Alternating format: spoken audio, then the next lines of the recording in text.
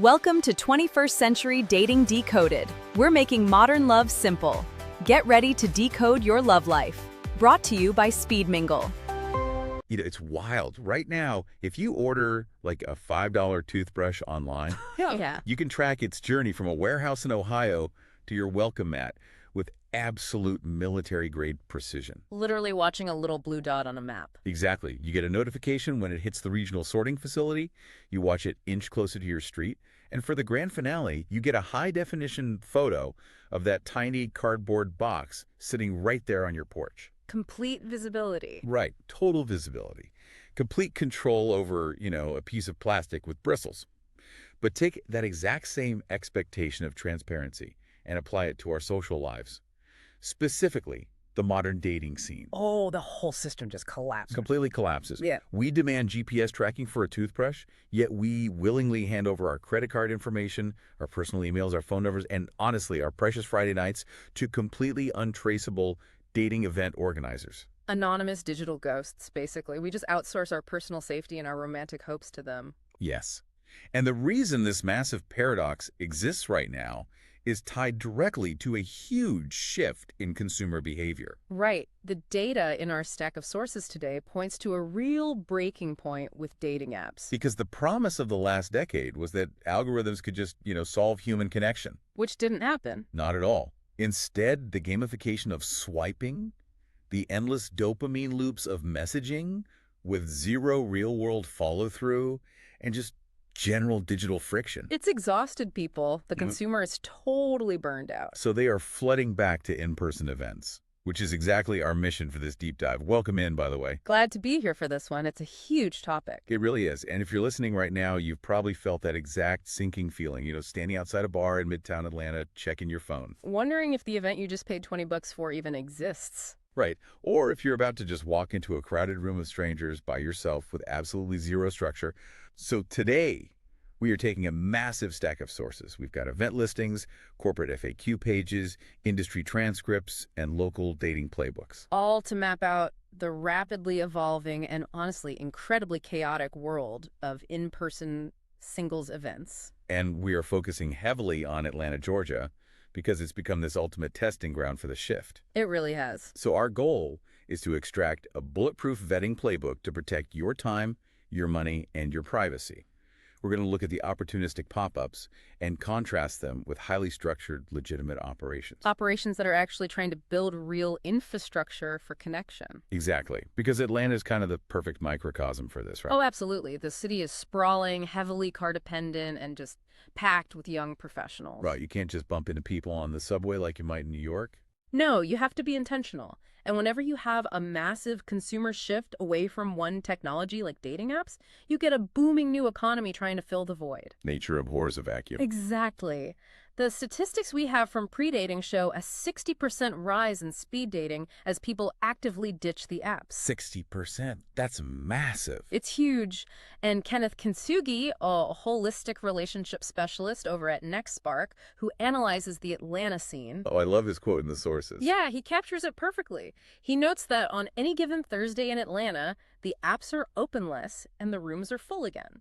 But people aren't just flocking to traditional speed dating, are they? No, they're covertly transforming everyday activities into informal dating apps. Yes, we're seeing this heavily with run clubs, like on the Atlanta Beltline. Oh, it's the classic example right now. People are showing up to run a 5K, and let's be real, it's not because they are intensely training for a marathon. Right, it's because they know the whole group ends up at an East Side brewery afterward.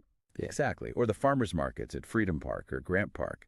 They're operating the exact same way. But there's a problem with this organic, informal approach. The intent is totally unstated. Exactly.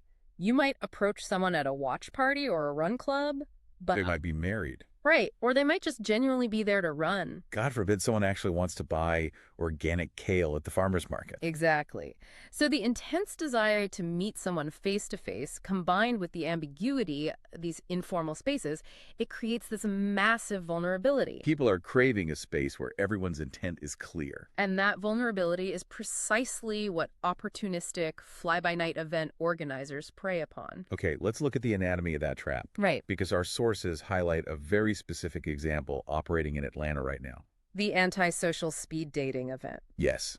So there's this event heavily advertised on ticketing platforms. The organizer is listed as Elite Encounters, which, according to the sources, is tied to a parent company called Sage Corporate Solutions, Inc. Catchy names, very corporate sounding. It's very official. And they are hosting this event at Sports and Social at the Battery. Now, if you live in Atlanta, you know the Battery. No, it's huge. It's a massive, highly trafficked, totally legitimate entertainment complex right outside the Braves Stadium. Right, and the venue name acts as a cloaking device here. How so? Well, a consumer sees the Battery and automatically transfers the legitimacy of that multi-million-dollar multi-use venue onto this random event organizer. Ah, I see. Guilt by association, but in a good way for the scammer. Exactly. But looking at the business structure of Elite Encounters reveals what I call the digital toll booth model. The digital toll booth. Okay, unpack that. They have absolutely no dedicated website. Zero. Their entire digital footprint is parasitic. It exists solely on Eventbrite. Wow. So they are just piggybacking on a third-party ticketing platform to process payments. That's all they are doing. Okay, let's unpack this. If they are just selling tickets to Sports and Social, which is a place literally anyone can walk into on a Friday night. Right, it's a public bar. How are they getting away with charging an entry fee? What is the attendee actually buying for $15? They are buying the illusion of structure. The illusion. Yeah. The event listing is packed with these vague, buzzword-heavy promises.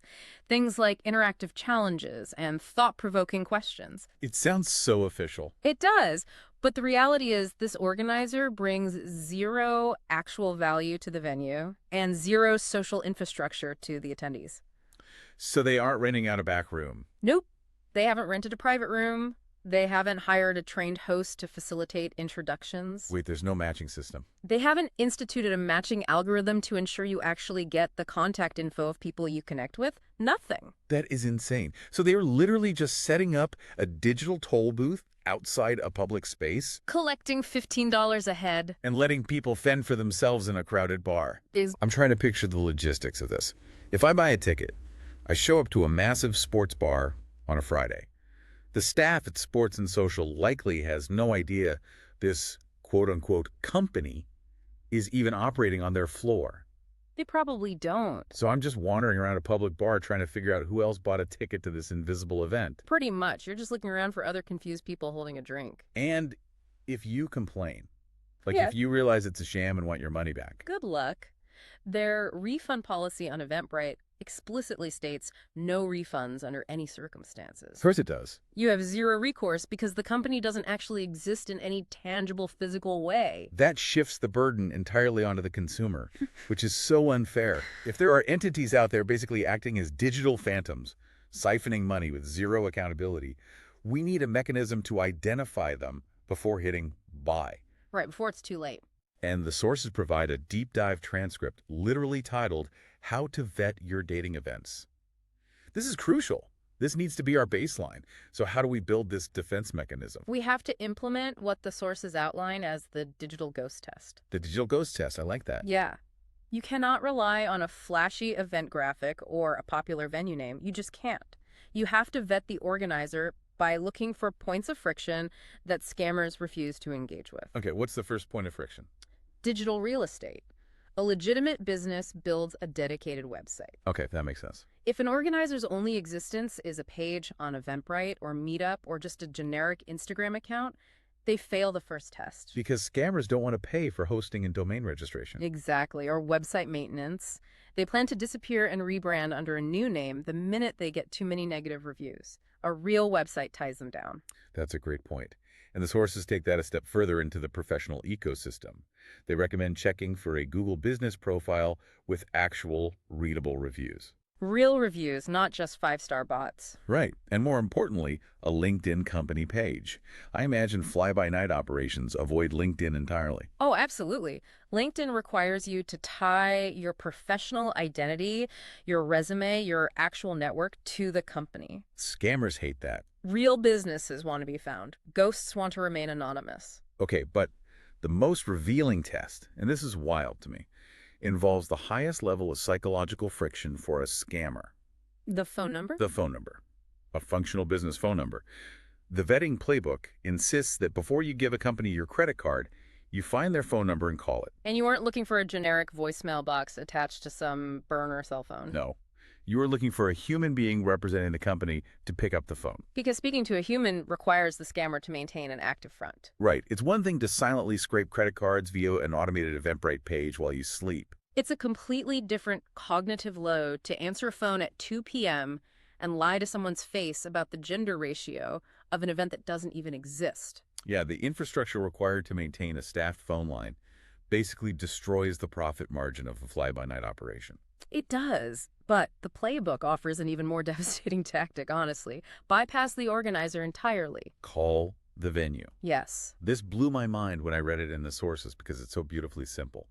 Pick up the phone, call Hudson Grill in Sandy Springs or establishment in Midtown, and ask the floor manager, hey, is a company called Elite Encounters hosting a private event in your space this Tuesday? The manager's reaction will tell you everything you need to know. Who?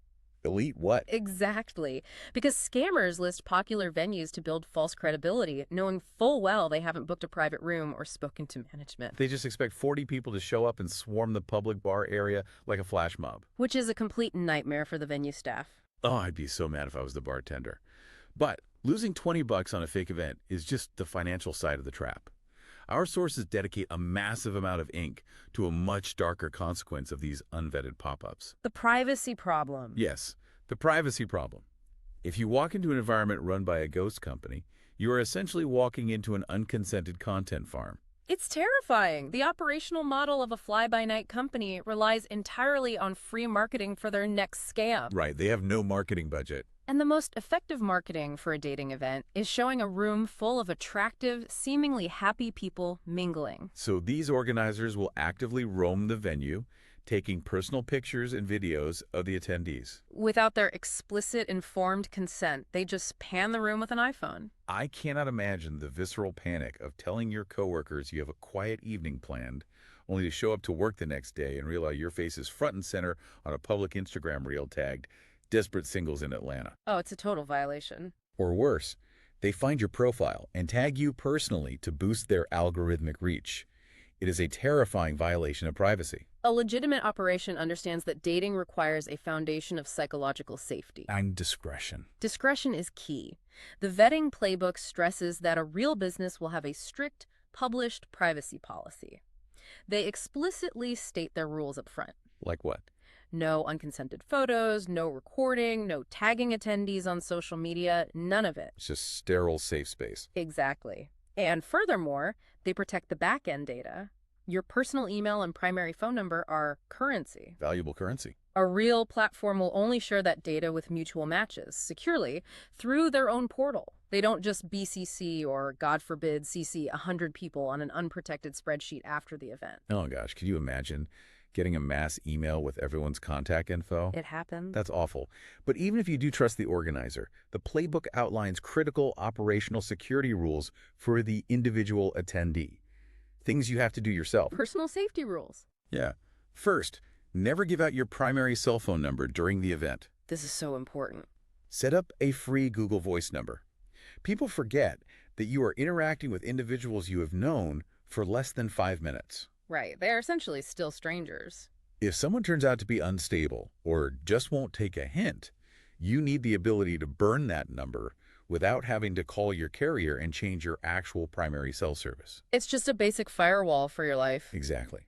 The second rule involves controlling the narrative boundaries during the date itself, because in a typical 3 to 7 minute interaction, people tend to default to career talk. It's the easiest small talk. What do you do? Right. But the playbook advises strongly against sharing your specific employer or your exact home neighborhood. So instead of saying I'm a senior developer at the NCR building in Midtown and I live in the apartment complex right across the street. Too much detail. Right. You just say I work in tech or I work in Midtown. It creates a necessary buffer.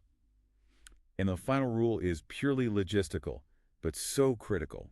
Oh. Always control your own transportation. Oh, absolutely. You not rely on someone you just met to drive you to another location for an after party.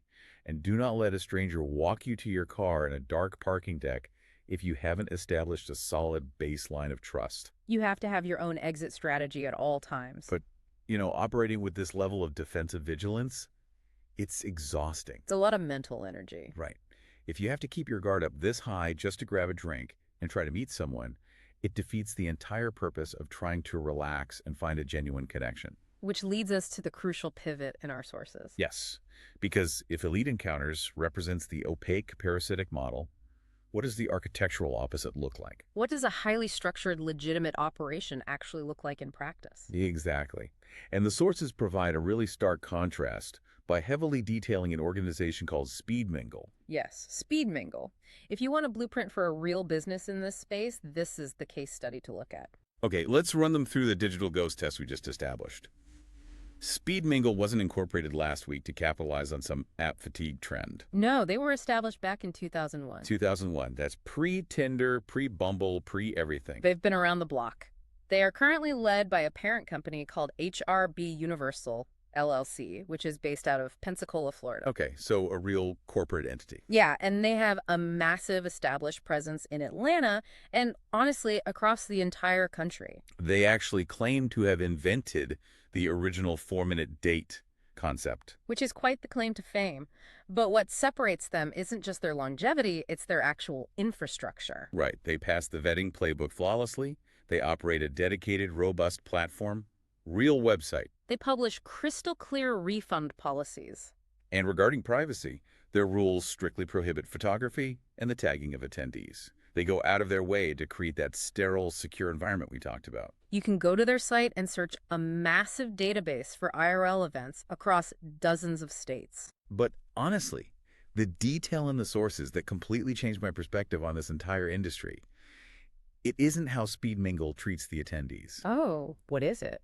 It's how they fundamentally alter the economics of the venue itself. Yes. This is the operational genius of aligning incentives. Break that down for us. Okay, so we established that the fly-by-night model treats the venue as a host to be parasitized, right? Right.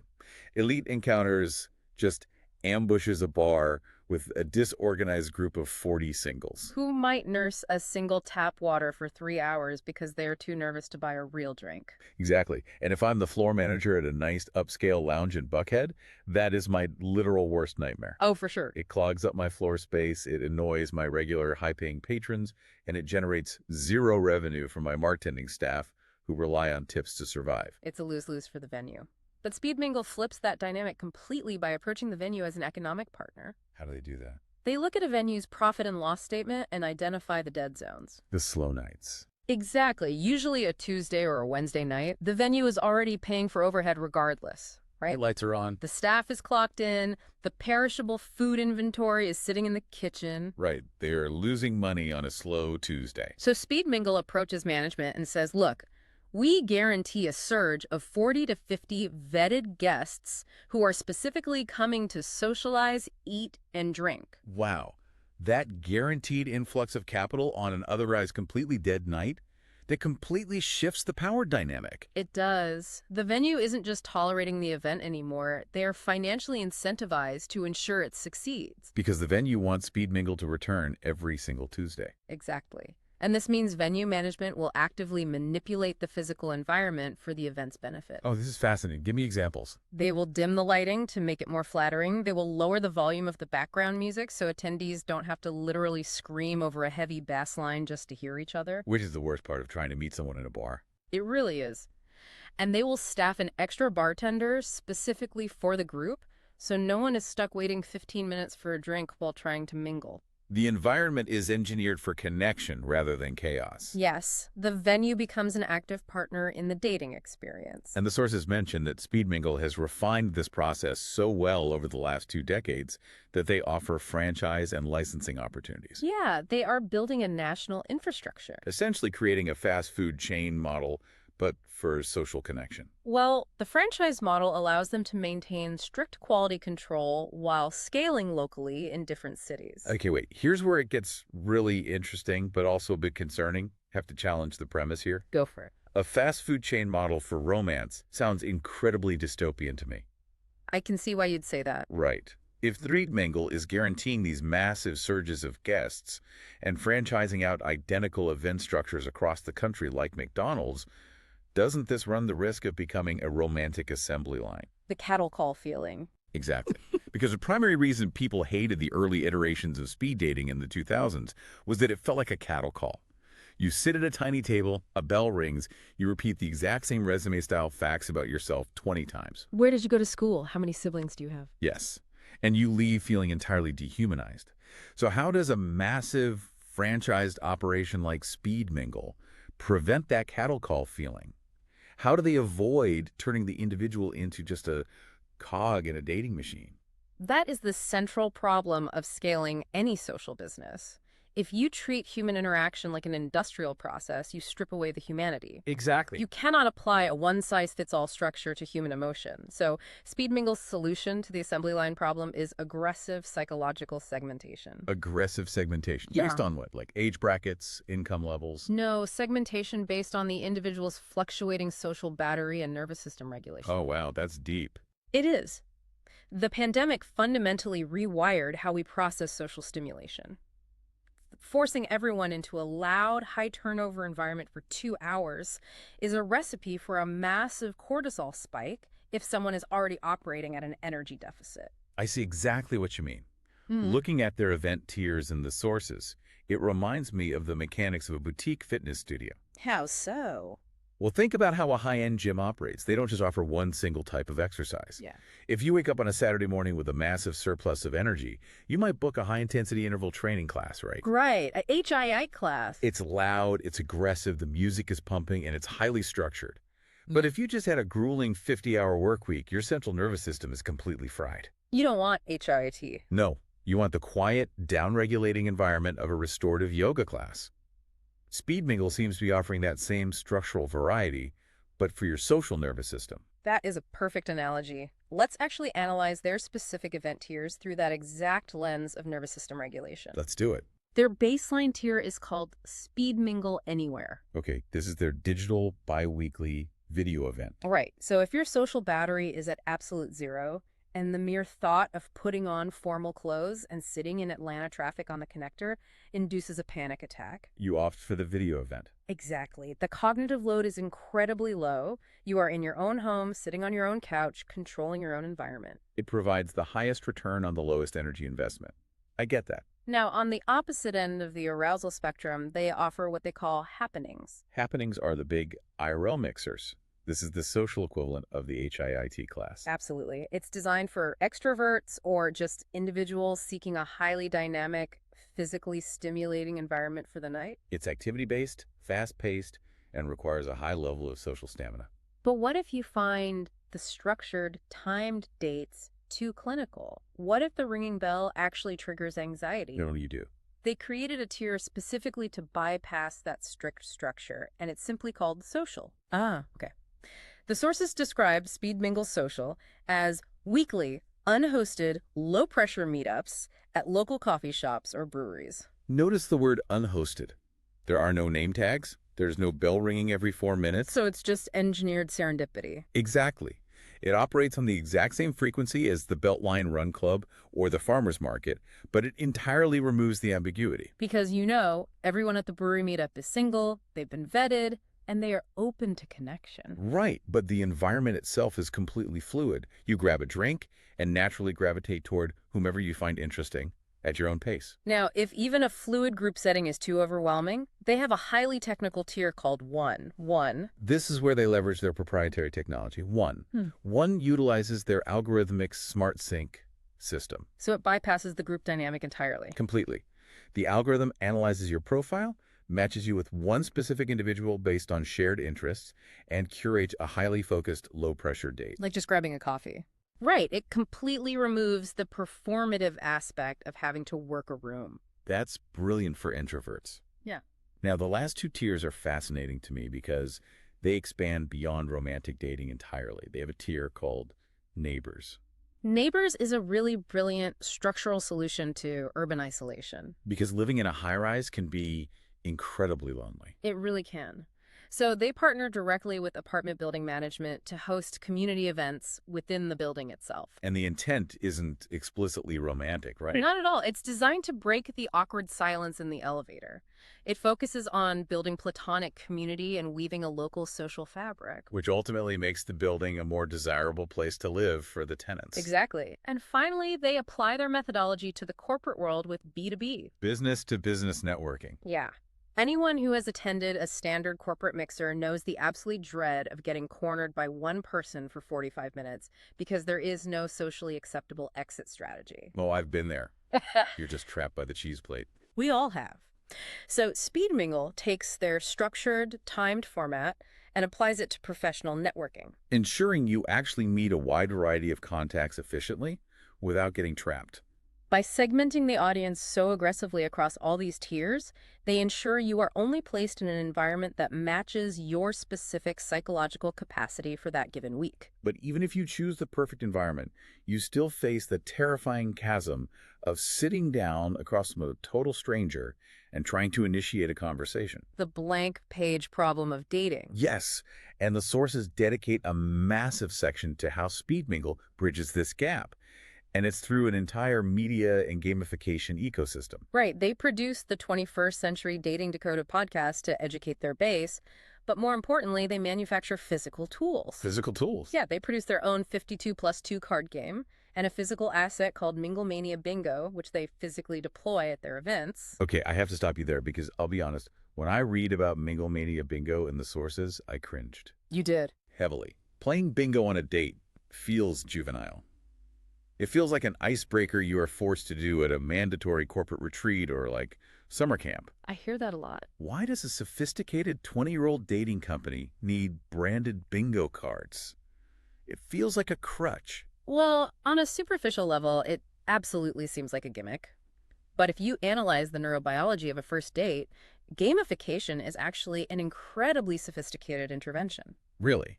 Explain that. Think about the cultural baseline right now.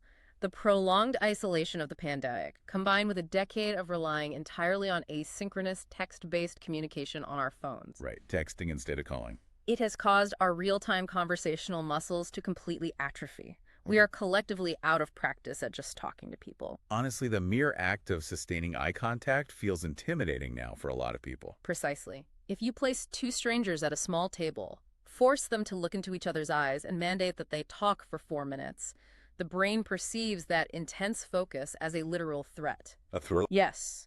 The amygdala activates, the anxiety spikes, people freeze up or they default to those rapid-fire interview-style questions about jobs and siblings just to fill the agonizing silence. Just to make the threat go away. Yeah. So how does throwing a deck of cards or a bingo board onto the table disrupt that biological threat response? Gamification acts as an engineered bridge. When you introduce a physical game, you externalize the pressure. The two individuals are no longer staring intensely into each other's souls, desperately trying to generate clever banter from scratch. Their physical gaze and their cognitive focus drops down to the card game on the table. So it creates a third entity. The interaction is no longer me versus you, it's us versus the game. Exactly. The game provides a predictable track for the interaction to run on. It supplies built-in conversation starters and shared low-stakes goals. Like finding out who has a dog or who has traveled to Europe. Right. And by lowering the cognitive load and shifting the visual focus away from direct eye contact, the central nervous system downregulates. The anxiety drops. And ironically, by focusing on a silly bingo game, people actually relax enough to reveal their authentic personalities much faster than they would under the pressure of a direct, intense interrogation. That makes total sense when you frame it around nervous system regulation. Speed Mingle's approach proves that the physical and psychological structure of an event totally dictates its success. They aren't just selling a ticket to a room. No, they are heavily engineering the environment to facilitate human connection. But this methodology shouldn't be exclusive to just one company. It's not. If this structural blueprint works, are there other organizations in the broader Atlanta ecosystem applying this level of rigorous engineering to specific dating niches? Oh, absolutely. Yes. Once you understand the underlying mechanics of a legitimate operation, you can identify other companies successfully deploying similar boundaries for totally different demographics. And our sources provide a really comprehensive map of the Atlanta ecosystem. It highlights several organizations that pass the vetting test while solving very specific structural problems. Let's build out this map, starting with the absolute highest end of the market. Okay, so what if you don't want to play a card game? What if you want to entirely outsource the vetting process itself? That brings us to master matchmakers. Master matchmakers, let's talk about them. They represent the premium, high-touch, concierge end of the spectrum. They have 25 years of operational history. Wow, even older than Speed Mingle. Yep. And what is fascinating about their model is that they completely reject the algorithmic approach. No apps, no ELO scores.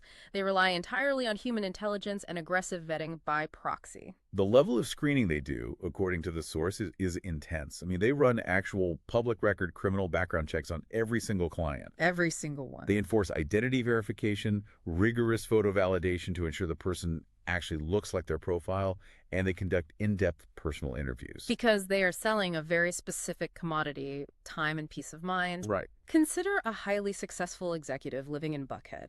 Their time is their absolute most scarce resource. They do not want to spend 10 hours a week sifting through unverified app profiles only to discover their date lied about their age or their career. It's just a waste of time. So they pay a premium for an expert to curate an introduction to one single person who has already been verified for safety, financial stability, and long-term psychological compatibility. You're paying for the ultimate filter.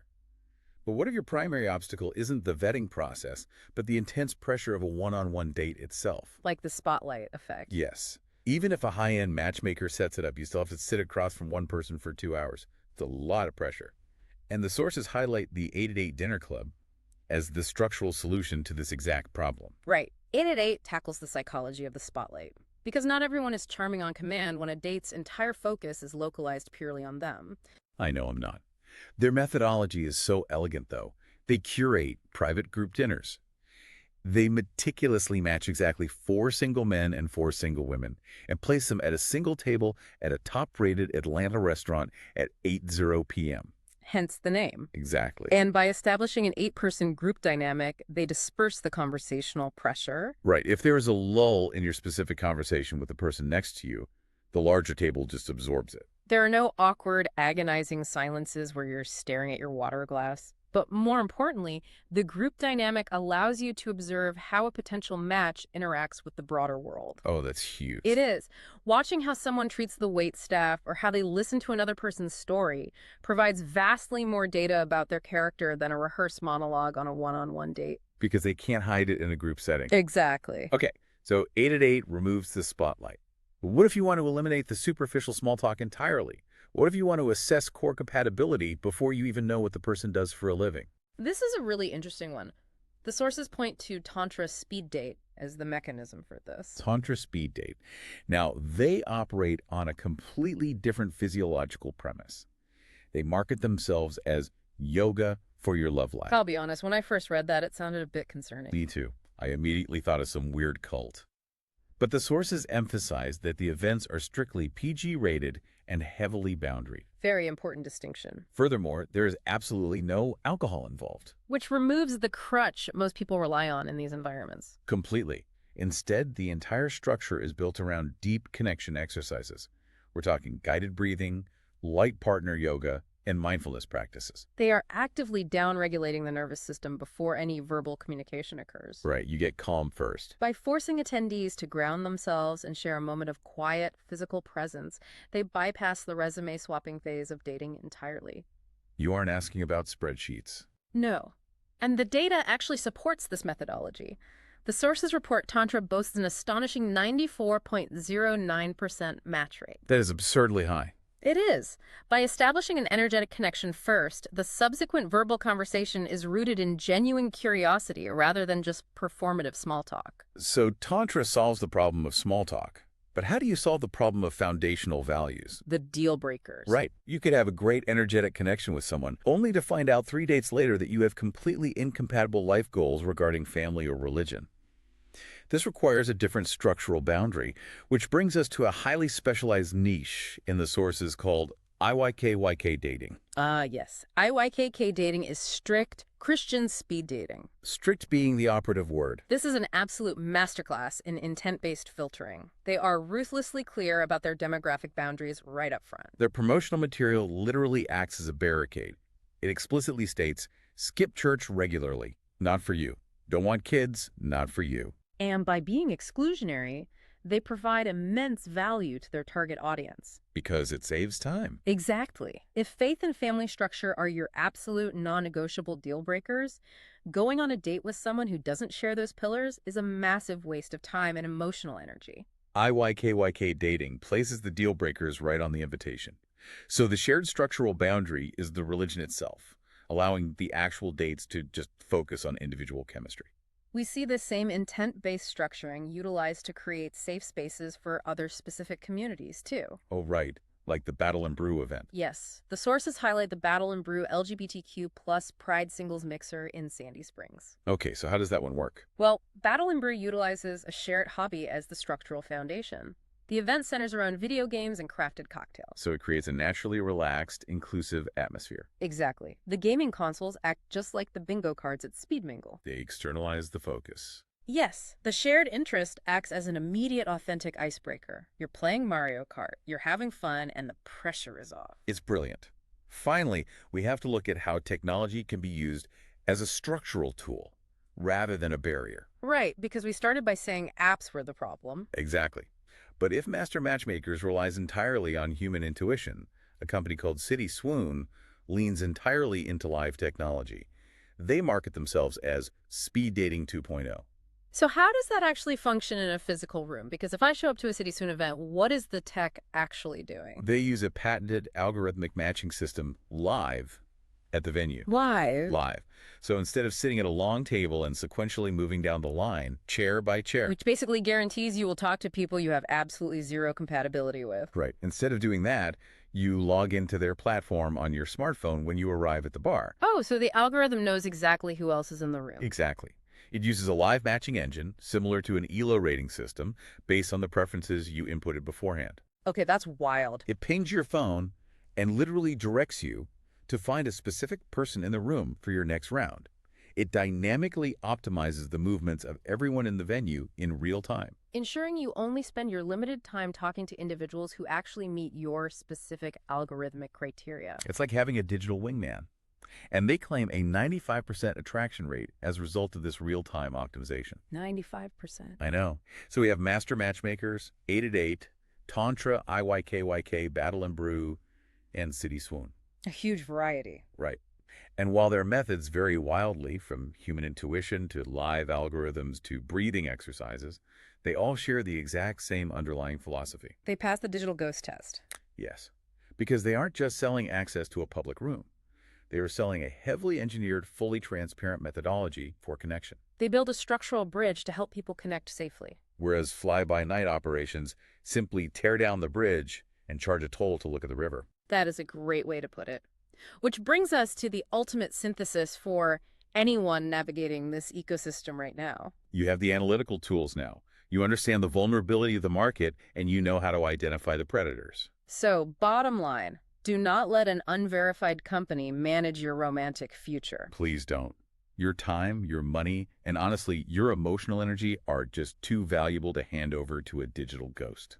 If you see an event listing on Eventbrite or Instagram, run it through the vetting playbook. Demand digital real estate. Look for a real website. Check their LinkedIn for actual human employees. Look for transparent refund policies and strict privacy protections that guarantee you won't end up on some random content farm. Call the venue manager. It takes 2 minutes. Hey, is this event real? That's all you have to ask. And most importantly, only invest your time in organizations that actively engineer the physical and psychological environment for your success. Rather than those who simply minimize their own overhead to make a quick buck off your hope. Beautifully said.